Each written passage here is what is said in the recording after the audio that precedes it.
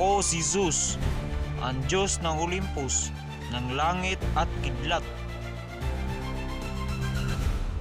Anak ni Rhea at Kronos, ang hari ng lahat ng patay at tao, tagapagtanggol ng batas at kaayusan sa mundo ng mga Diyos at tao.